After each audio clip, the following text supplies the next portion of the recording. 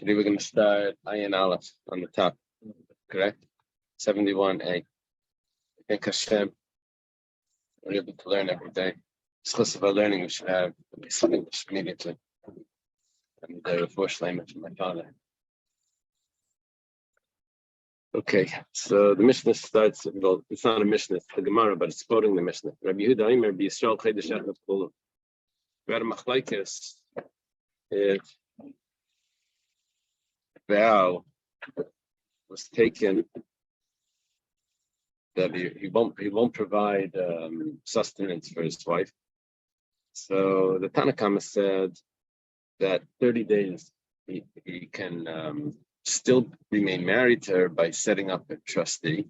And Rabbi Yehuda says if it's a Yisrael, then you get 1 month, and if it's a Kayan, then it's 2 months, because there's no return. But Yisrael would be 1 month, because then afterwards he divorces her, and if he decides to marry her back, then he can still marry her back.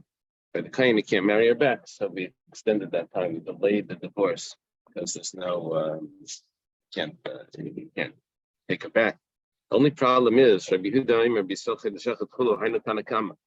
talk about the Yisrael, they said 30 days. The Tanna Kama. Rabbi Yehuda says 1 month.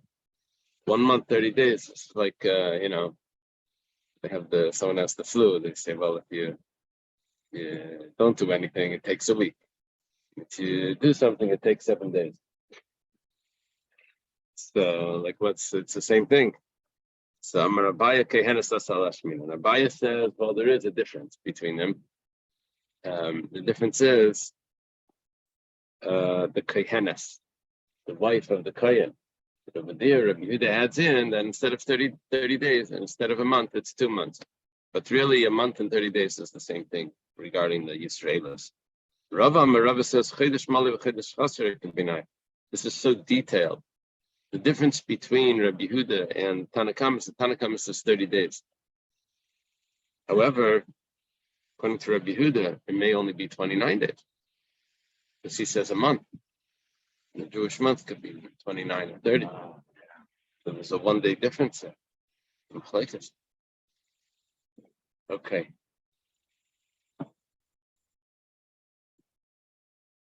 Amar Rav, we mentioned this when we were learning this yesterday, that there's going to be a machlokes about this. Well, anyways, Rav says that when do we say that he gets 30 days? That's if he says 30 days. If he says that he's taking a vow for 30 days. But if he doesn't say anything, he just takes a vow. His wife can't have benefit from him, can't get sustenance from him. So then,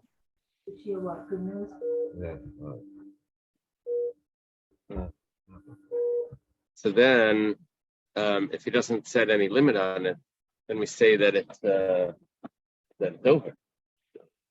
Right. Shmuel says different than Rav. Shmuel says that even if he doesn't set any limit on it, but nevertheless, we still give him 30 days, because maybe he'll be able to go to a Rav, find it's called the Pesach. This means an opening, to be able to get out of the vow that he took. So he could get it annulled. We give him 30 days to be able to see if he can do that. The Shmuel's view is different than Rav. Rav says that when we talk about 30 days, we're talking about that the vow was initially made for 30 days.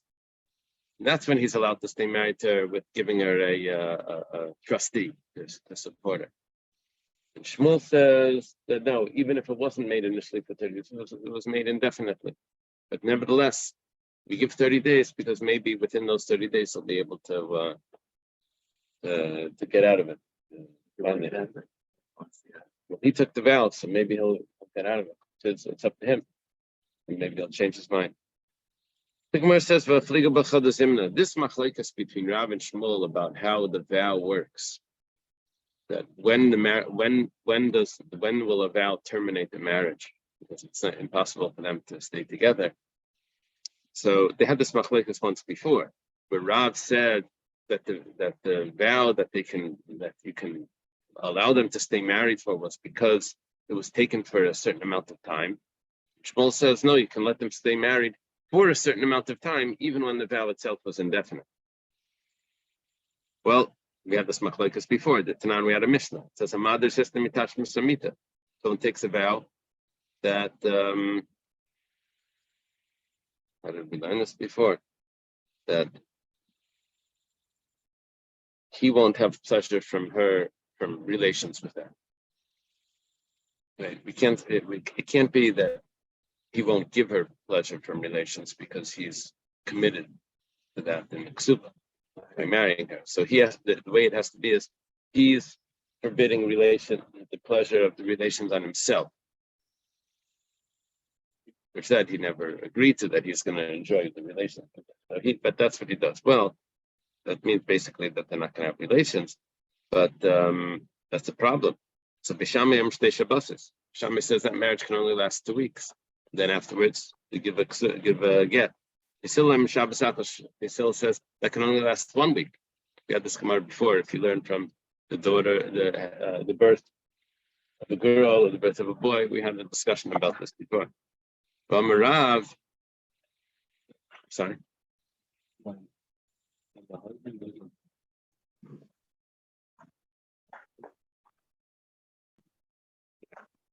No, the wife cannot and cannot. Thank you.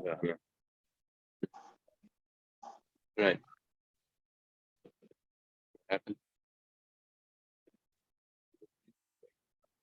Oh, okay.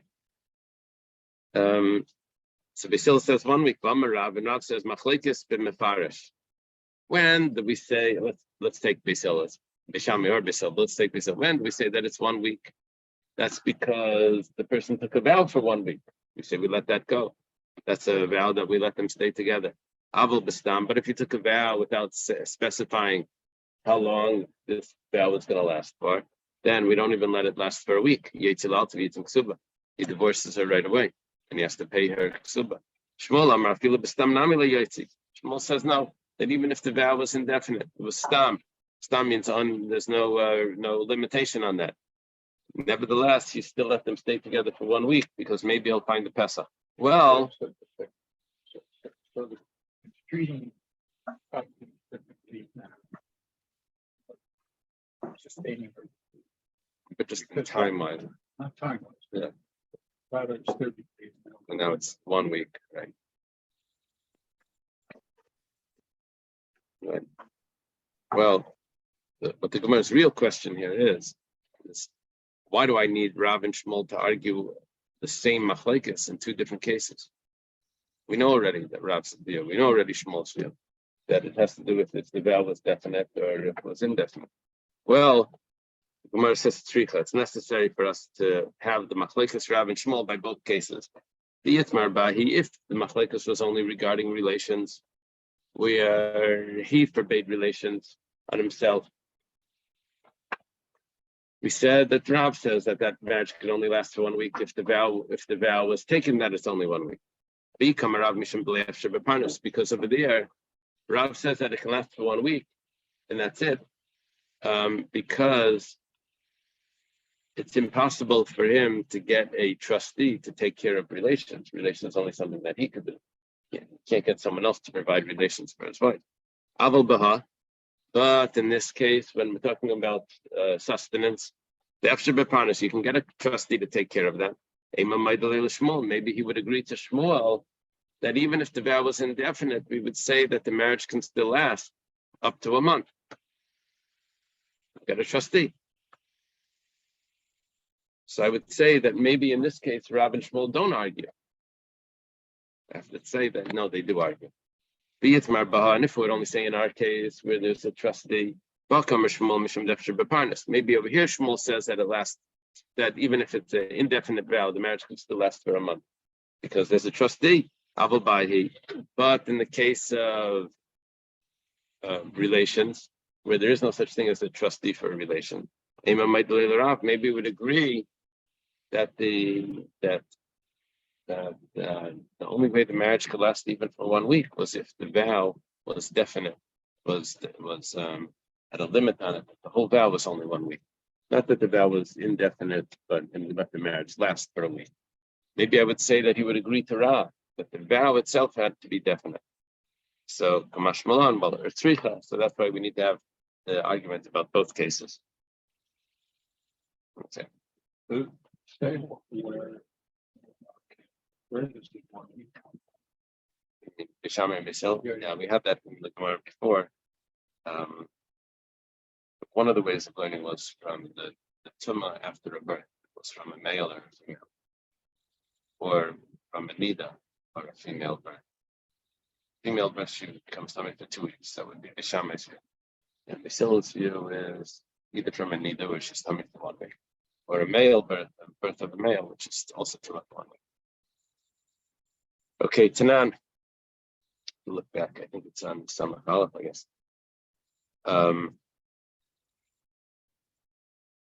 We've learned in the Mishnah. If someone the way we explained it was that the wife took the vow because we learned it from Rashi that already knows the Gemara.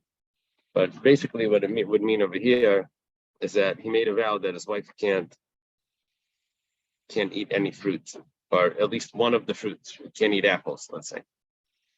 So Yotzivit and Ksuba. She can, if she wants, she can say, no, I can't live without apples. Give me a divorce and pay the Ksuba. That's grounds for a divorce. Rav works out well according to Rav. Notice that over here we didn't say that there's a time limitation on it. What happened to the time? What happened to the month? When it came to all sustenance, we gave her a month. Now we're coming to a fruit, and we're saying that they get divorced right away. So according to Rav, we can explain what's going on in the Mishnah. Kan b'stam kam mefarish. Over there, he took the vow for a month. Over here, he took the vow indefinitely, and that's why we say she can ask for a divorce right away. El Shmuel kasha, but according to Shmuel, even over there, the vow was indefinite and still lasted for a month. How much worse can you get? Why over here doesn't at least last for a month? The Gemara says, it's a different story. Over there, he took the vow. She's hoping that maybe he's going to change his mind. Maybe he's a moody fellow. He took the vow, and he'll change his mind, and he'll annul the vow. So we say, well, let's give him a month to see if he changes his mind.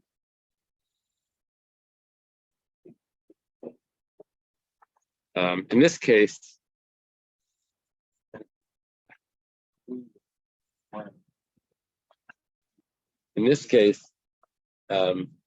she took the vow.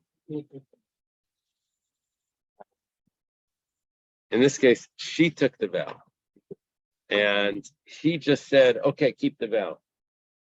Now, instead of annulling it, he said, okay, keep it. Now, if that's the case, then that means that maybe, why didn't he annul the vow? Maybe he doesn't like her. So this is a different story. Well, it's not really that he doesn't like her, but she has nothing to look forward to that maybe the vow is going to get annulled. But she took the vow. Over there, maybe he would go and annul the vow because we don't know how moody he is. But she herself knows.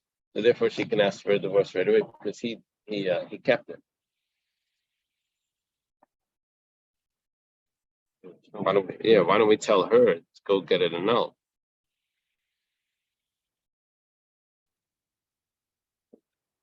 Maybe she already feels hurt.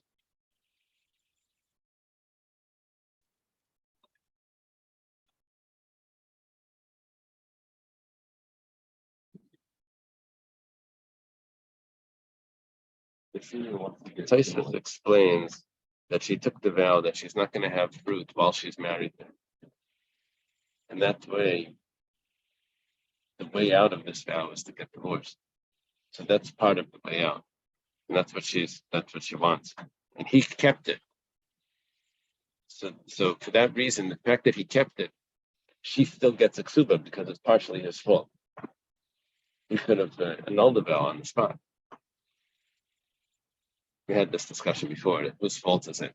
When she takes a vow and he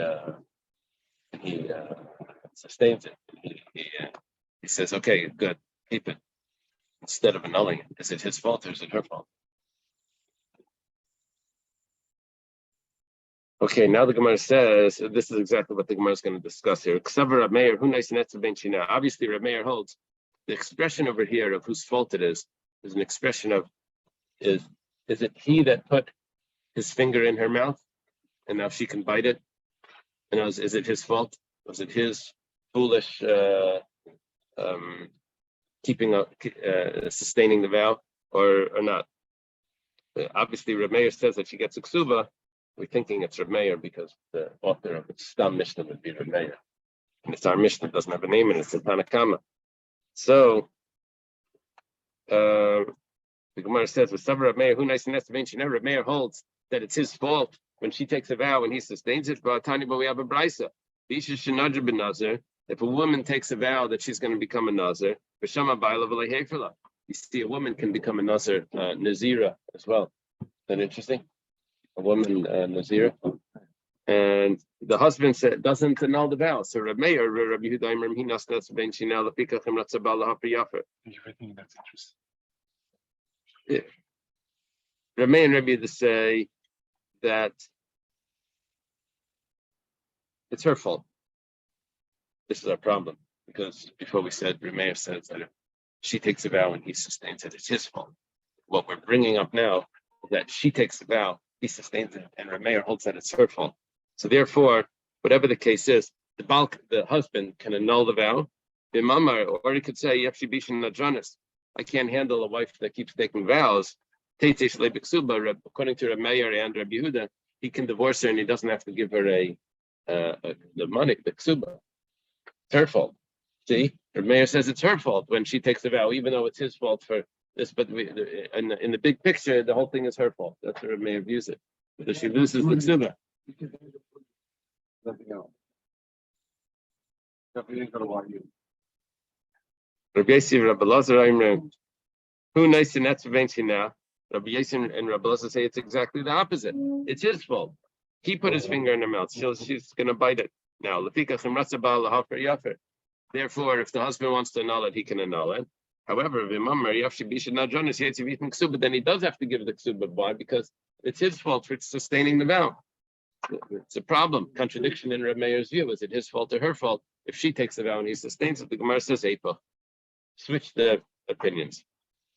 Sometimes the Gemara does this. It says, we have a brisa that has a name associated with one opinion, another name associated with other opinion, but it contradicts something that we know. We just say, switch the names. We got the names backwards. Really, this one holds that, and this one holds that. The tradition, they didn't have it printed. It was well, so how would we do it? We'd say it like this: Reb Meir, Rabbi Yehuda Imrim, who nice saying? He's the one. It's his fault. Oh, we just fixed the whole problem. Reb Meir holds that it's his fault if she takes a vow. Instead of it's her fault, it's his fault, and therefore he has to pay the ksuba. Rabbi Yisrael, Rabbi Lazar Imrim, he nasna. What's that going to be if we switch the names? If we not switch the name, we switch the opinions. Then that's going to put Rabbi Yossi on the other side. And Rabbi Yossi is going to hold, because Rabbi Yossi and Rabbi Lazar were a pair, and they a team, and they held. We thought originally that it was his fault, but now that we switched it, we say that it's her fault, right? Right. So for some Rabbi Yossi, Rabbi Yossi holds that it's her fault. Now that we switched it, now we have to deal with Rabbi Yossi on the other side of the fence. But Tanan, Rabbi Yossi says, if it's a poor woman and she took a vow that she's not going to put on perfume or something, so that's only if the vow was indefinite. But what happens if the vow is indefinite? So then he divorces her, and he pays the ksuba. What's the point? Rabbi Yossi made a difference between the time limit on a poor woman versus a wealthy woman. But the poor woman doesn't. Or we find being poor. Right, but so then, if the vow was indefinite, if there was no limit on the vow, then even for a poor woman, that's too much. Well, because maybe once a year, something. But for a wealthy woman, she needs at least once a month. So that was a different story. So the time limits for a wealthy woman, Rabbi Yossi gave us. Well, but the main point over here, the Gemara is not spelling out. The main point is that let's say you hit the time limit. Who is there a ksuba here? Whose fault is it? If it's her fault, then there's no ksuba. If it's his fault, then there's a ksuba. Well, what was the case? She took the vow and he sustained it. So it's exactly there. It's a typical fight. You know, they blame each other for that. You took the vow. What's your fault? He says, but you should have fixed it because you could have annulled it. You know, we could. It's in the text.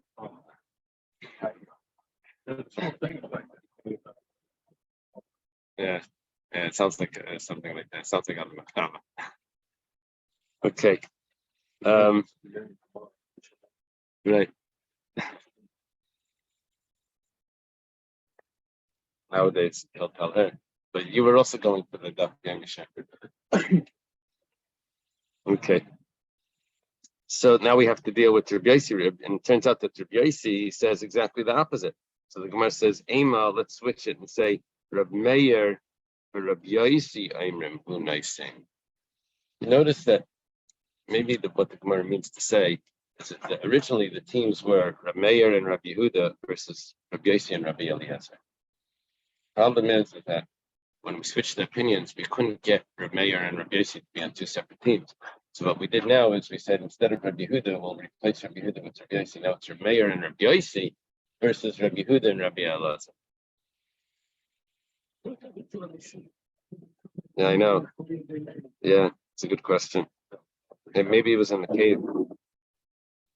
Maybe Rabbi Shimon was in the cave, wasn't involved in this discussion.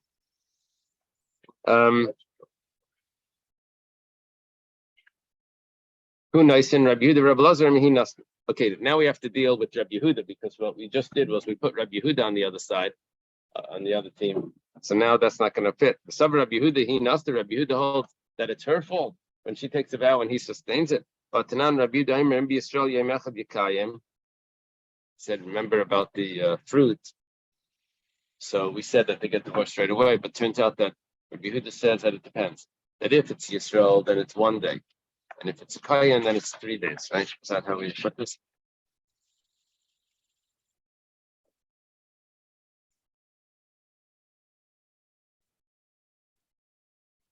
Yeah. If it's Israel, then by the 2nd day they get divorced. If it's a Kayan, then by the 3rd day they get divorced. By the 3rd day they get divorced. Well, what happens when they get divorced? Is there a ksuba or not? Does he owe her money? Or is it totally her fault? So Rabbi Yehuda says he owes her money. That means that it's not her fault. It's his fault for sustaining the vow. So how could he put Rabbi Yehuda on the other side? He's on the wrong team now. On the wrong, it doesn't hold like that. Ema, Rab Meir, Rabbi Yehuda, Rabbi Yossi, Aimrim. Now we made the teams unfair. It's 3 against 1. So Rab Meir, Rabbi Yehuda, and Rabbi Yossi all say, who naisen? Rabbi Elazar, Aimer, he nasen. Rabbi Elazar's minority here. He says that it's her fault. And therefore she loses the ksuba. And if you need to say that the pairs need to be fair, then you need to have 2 against 2 because it's how they want to divide the Mishnah like that. The Brisa, Eimer Rabbi Meir, Rabbi Elazar, he nasna. Rabbi Yehuda, Rabbi Yossi, who naisen. What you can do is you can put Rabbi Meir together with Rabbi Elazar. And Rabbi Yossi and Rabbi Yehuda were the ones that were clear that it was his fault. And Rabbi Meir and Rabbi Elazar would hold that it's her fault. The only problem is, Bastamad, like Rabbi Meir, what would come out is that our Mishnah doesn't have its Rabbi Meir. It's that we did not want to do originally, but if you need to make the price of fair 2 against 2, then that's what we're going to have to do. Our Mishnah would not fit its Rabbi Meir. Rabbi Elazar ben Shmuel, the Savar Rabbi Yossi, Banir Shleinas in Kitzvah. Rabbi Yossi holds that if it's a poor woman and she took a vow that she's not going to put on perfume or put on these adornments, adorn herself, that we say that it's the husband's fault, and therefore he has to give a ksuba. She took the vow, but he could have annulled it. We say it's his fault. So, and it's his fault because he could have annulled it.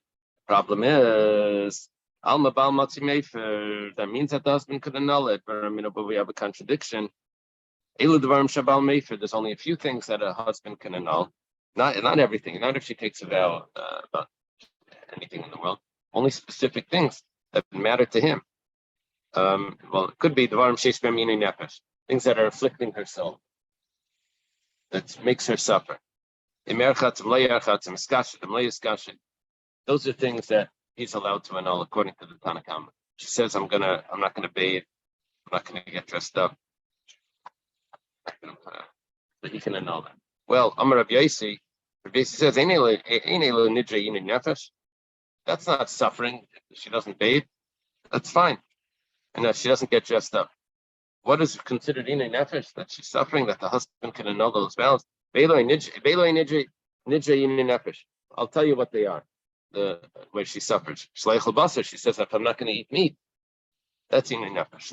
I won't drink wine. I won't wear colored clothing. She's just going to wear black clothing or something. So now it leaves us with a question.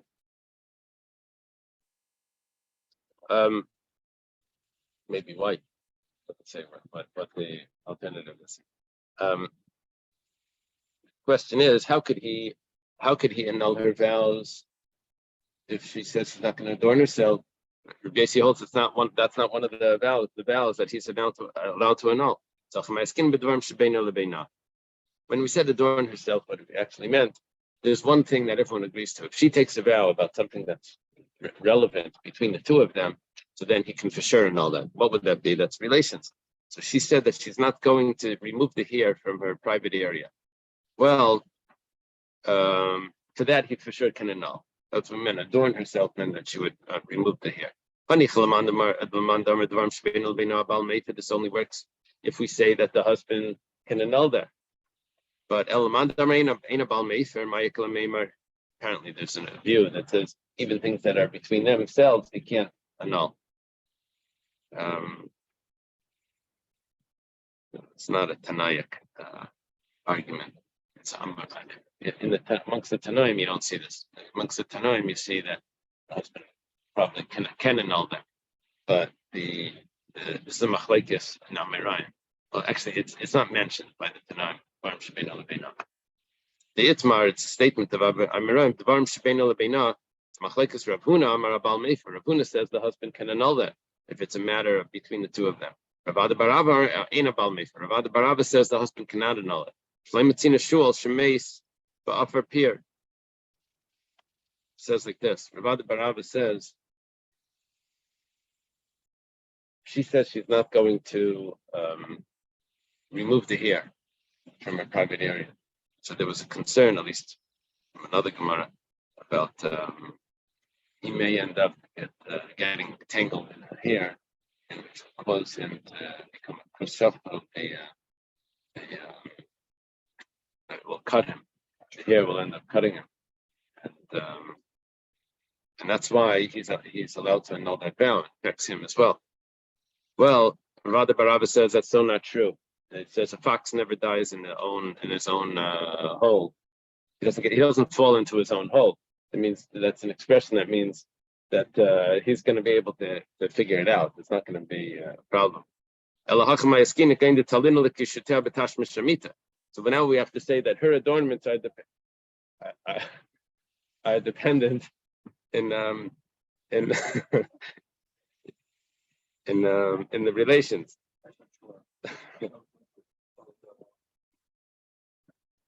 So the Amar, what happened? She said the Amra. She said Yasser nas tashmishcha alai imiskashin. She said like this: I'm not going to have relations.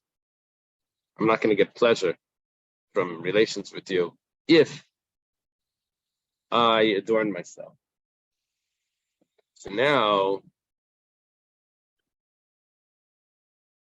she took a vow not to adorn herself. Well, he could annul this vow. She basically said that if she's going to adorn herself, then the marriage is over. So that's why this is something that he could annul, because it's going to affect him. Why? Because the marriage is going to be over if she's going to adorn herself. Rav Kana says, if she says that the pleasure of relations is forbidden on you, she tells her husband that you cannot have pleasure from me, then she has no right to say that. because she's indebted to the husband. She can't say that. She can't say that she can't have pleasure from her. But if she says that pleasure from you on me is forbidden, or she doesn't want to have pleasure from him, then then the husband can annul that. Because he can't have relations with her. He can't end up feeding her something that's forbidden. So he has to annul that. The Gemara says, why can he annul the vow when she says that if she adorns herself, then relations are forbidden? No, don't adorn yourself. And then you'll be able to stay married. Relations won't be forbidden. It was all contingent on if she adorns herself. The Gemara says, Im ken karla menovelas. Then she's going to be disgusting. Different shot from what that means. And therefore, it's considered beinai lebeina, if she's going to be disgusting. Or we don't think that she's ever going to be able to refrain from adorning herself because she doesn't want to be disgusting. So you can't say don't adorn yourself. The Gemara says, v'tiskashet v'tiyasar. Well, let her adorn herself, and then she'll be forbidden. And then they'll stay married at least for 1 week. Where it says, when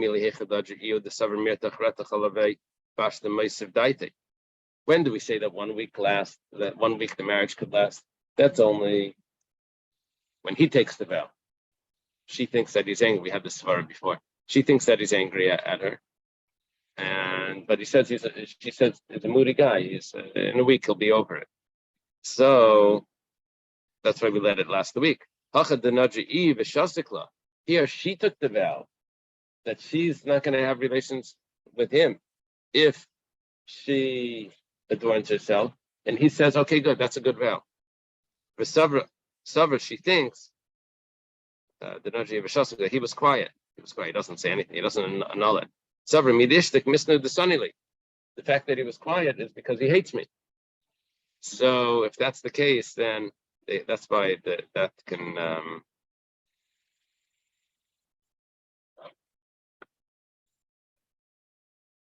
get divorced straight away. Yeah. Okay, now the Gemara says Rabbi Yisrael ben Yishlei nasin kitzva by the perfume or by this adornments. It's a poor person, so then the vow is only the marriage is only over if the vow was indefinite. Kama kitzva, how long would be that indefinite? How long would it be? There's no limit. Took the vow for 12 months, and that means that there's no limit. Rabba Bar Chanam Rabbi Yochanan, he says 10 years.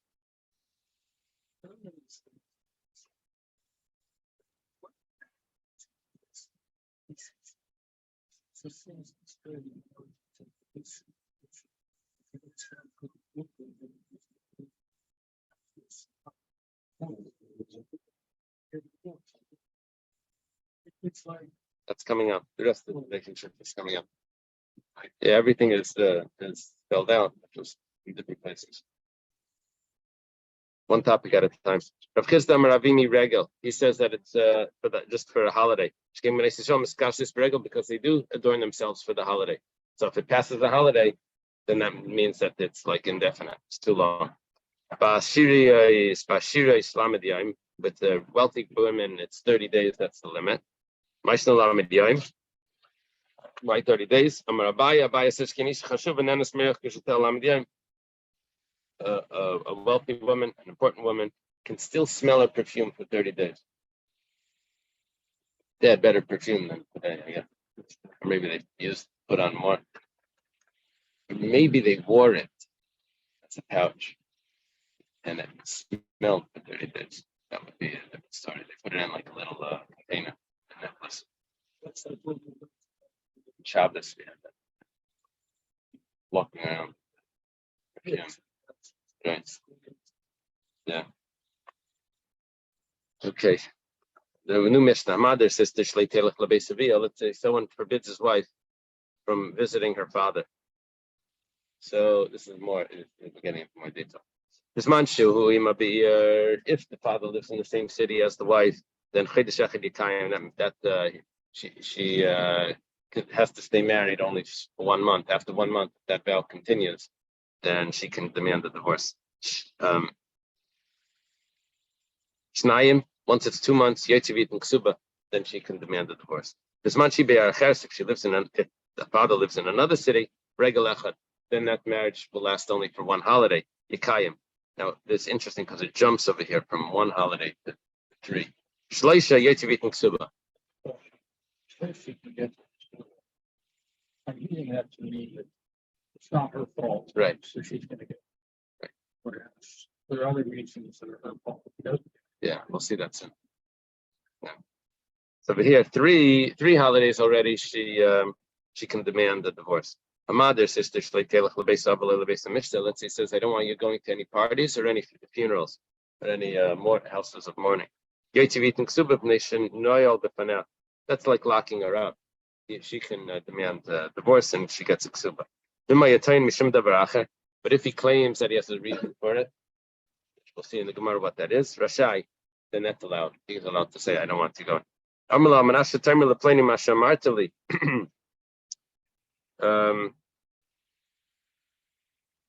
know what the Almanas is. I guess he's saying that if she's the Almanas,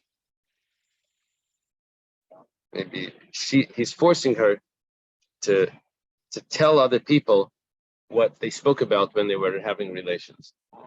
He wants her to tell over what he told her. Or that she should feel something and spill it into the garbage. The Mishnah is not very clear about what that is. So, but she can demand a divorce if she gets the ksuba. The Gemara says, Hagufa kasha. 1 second.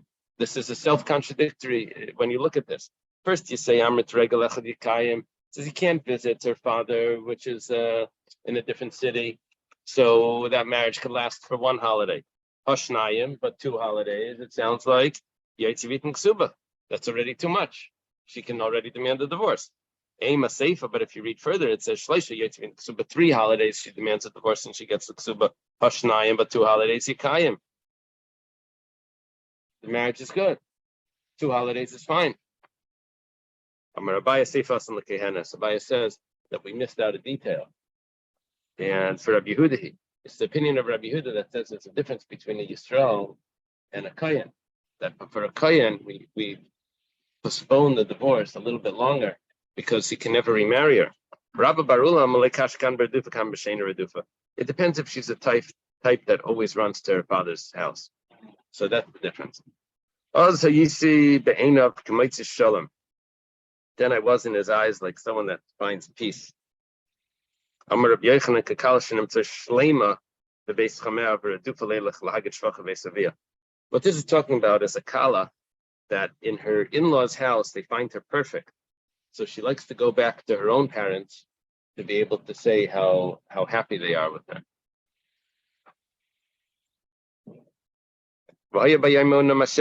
And that day, the in-laws find her perfect, and she still wants. Yeah, you're surprised. And then, so she wants to go back to relate this to her parents.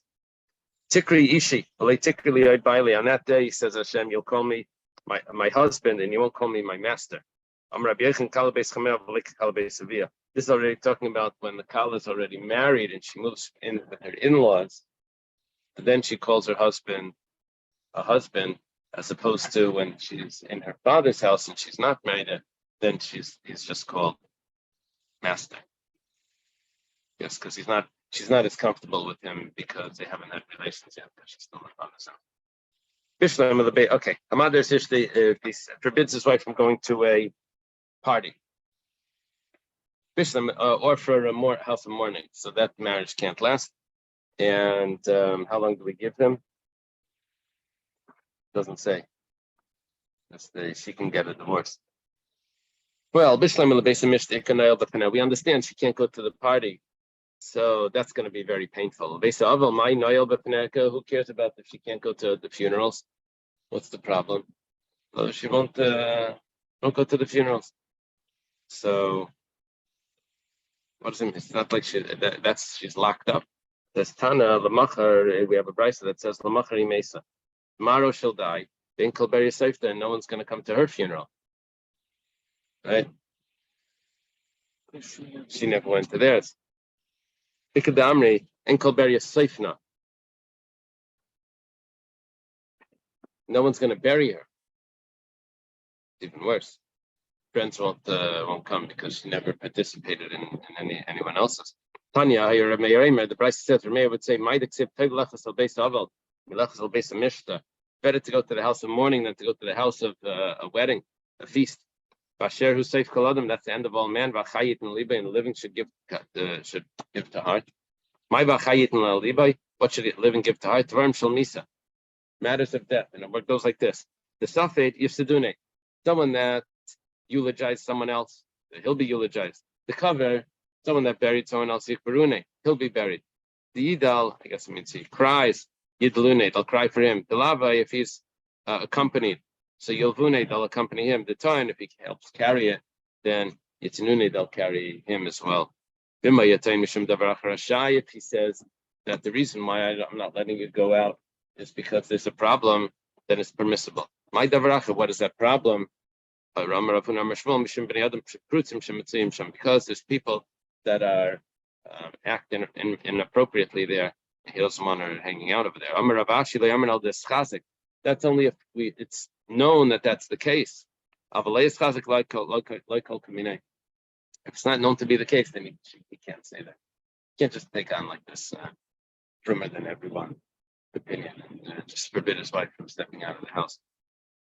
Okay. If he says that you have to say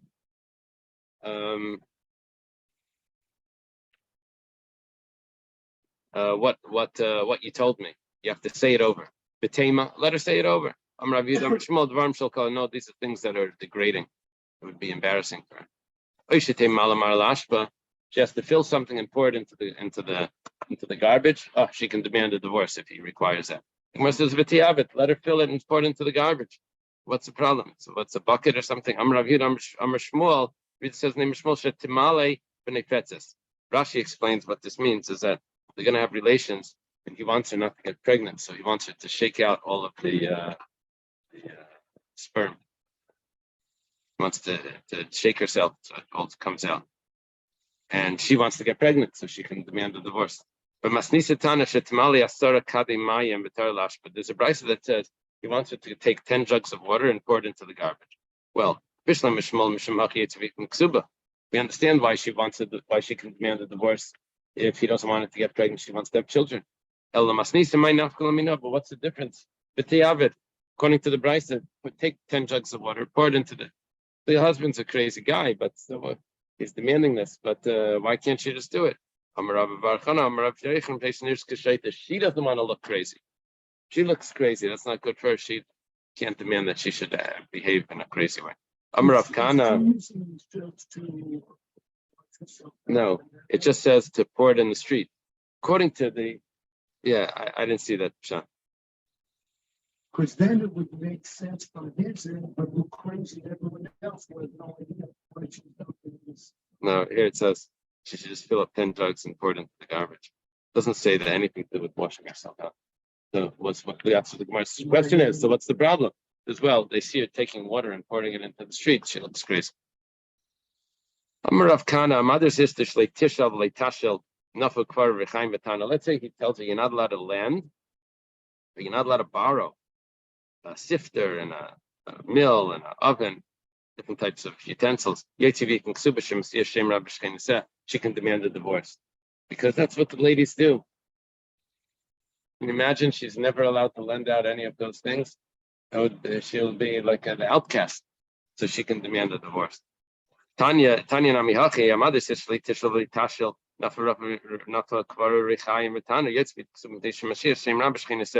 and she gives her a bad name amongst all the neighbors. And also, if she took the vow, probably. Or if she took this vow that she won't lend or she won't borrow, she won't lend any of these utensils, and she won't weave clothing for her children. So then Tetzi Shalei B'Ksuba. He divorced her and she doesn't get the Ksuba. Because she's giving him a bad name with I guess, not borrowing and also not lending, and also because the children don't have nice clothing. The following women go out without a ksuba. They're not behaving properly. These are women that are going to lose their ksuba. She violates the law of Moses and the Jewish customs.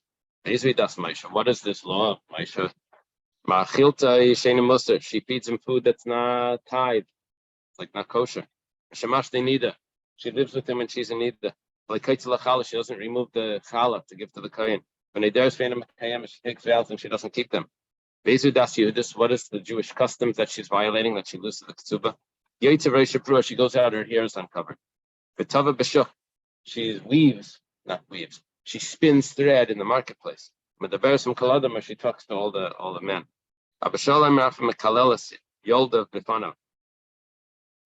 If she curses his parents in front of him. Also someone that screams. Basic kilanis. What is a woman that screams? She's talking in her house and the neighbors hear the voice. That's in the old buildings in New York. They would scream across the one apartment. Okay. We'll see in the Gemara. What the yeah, we'll see in the Gemara that there's a detail here that the Mishnah doesn't say. She feeds him untied food. If he knows that it's untied, his fault. Nifresh, he shouldn't have eaten it. If he doesn't know, say, how do you find out? She says, I gave it to the Kayan. He went and asked. He found she's a liar. The Kayan never got it. Next case. What's the telling that she was in nida? If he knows that she's in nida, she never should have had relations. If he doesn't know, we trust her. You with me? It's okay. How do you know we trust the woman that she could check herself? We don't need other people to check her. She counts 7 days for herself. 7 days for herself means that we trust her. What happened was she had a question. It was a stain. She went to the Chacham and she said, the Chacham said that it was tar. Only problem is, Azal Shaila, he went to ask the Chacham, was my wife here? It turned out she never showed up. Yehuda says that the neighbors know if she's in nida. Those days they didn't have disposable pads or anything. So they had to wash the clothing and they would have to hang it up. They would have to wash regularly. So non-disposable cloths that they used. So if that's the case, then all the neighbors would know. Now, if the neighbors know, that's considered such a raya that he would get malchut. It's okay. So that's how we know that she was in nida. Like she doesn't take the challah. If he knows that she didn't take challah nifra, she never should have eaten it. If he doesn't know me yada, how did he find out? She says that so and so, the kneader, okay, fixed the dough, which means took the challah. He went to ask for shikra, and wasn't true. So okay, she takes vows and she doesn't keep them. This is very bad. Why is this? Children can die from that sin, taking vows and not keeping them. Don't let your mouth make lacking your own flesh. What is the actions of man? The pasuk here, I don't have the whole pasuk, but apparently the pasuk says more. Do not allow your mouth to bring your flesh to sin. Why should the Lord become angry at your voice and destroy the work of your hands? What is the work of your hands? That's referring to the children from taking vows. Okay. Rav Nachman has another source. For nothing, I have smitten that your sons. Lashav, what does it mean for nothing? Aliski shav. matters of nothing, which means that it was just words.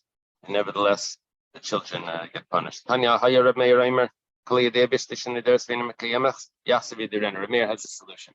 If you know that your wife takes vows, you should have her take the vow again, and while you're there, and then you annul it. 1 second. It says Yedirena, you make her take the vow again, but my misakna, how do you fix it? You should do is you should cause her like fight with her again, and then she'll take the vow, and then you can annul it because she took the vow, and you can annul the vow. I don't know if that annuls the first vow though. Even if it's the same vow, would it get annulled because she took the vow again? I'm not sure, but apparently from this Gemara it sounds like it. Okay, Amalai, they said to him, you can't live with the snake in the same basket. That means that even if you can get rid of the vow, but that doesn't mean you're going to be able to survive this marriage. The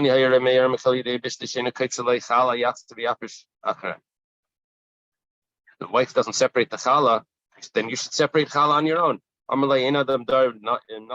You can't live together with this arrangement. Montana law, one that learned it about the challah. Let me see if that's what that means.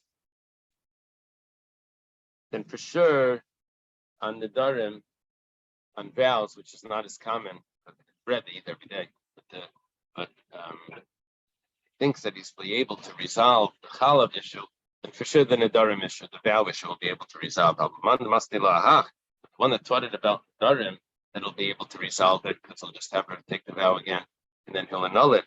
Zimna the mikri b'achal. When it comes to the challah, that's an everyday occurrence where she has bread every day. That not necessarily will be able to take care of. What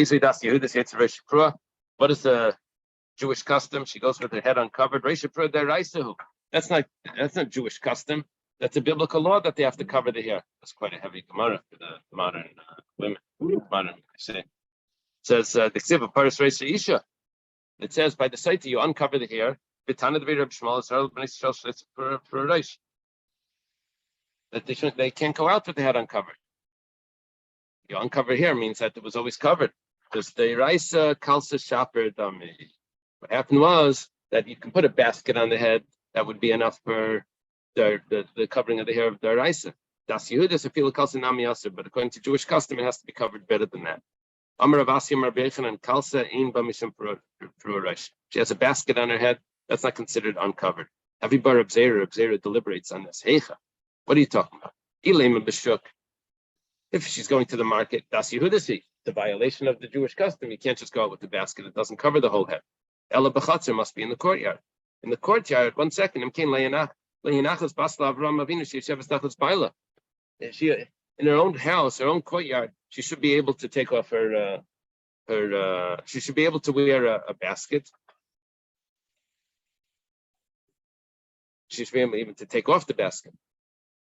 We're talking about going in the hallway in the apartment building, or going from courtyard to courtyard, going from house to house throughout the courtyard or through the alleyway. V'tava b'shuk. She's spinning thread in the marketplace. When she's spinning the thread, her sleeves are lifting up. She's lifting up her arms, and so that she's being exposed. But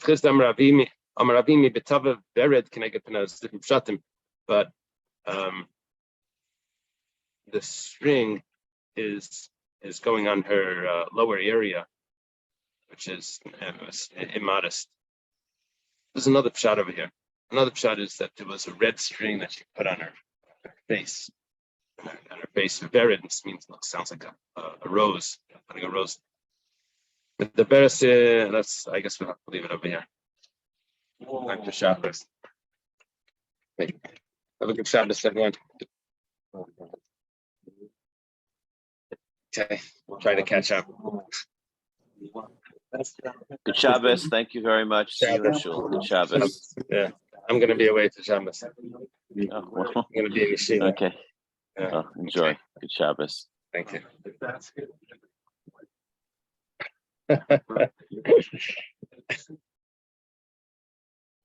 Whoa, that's.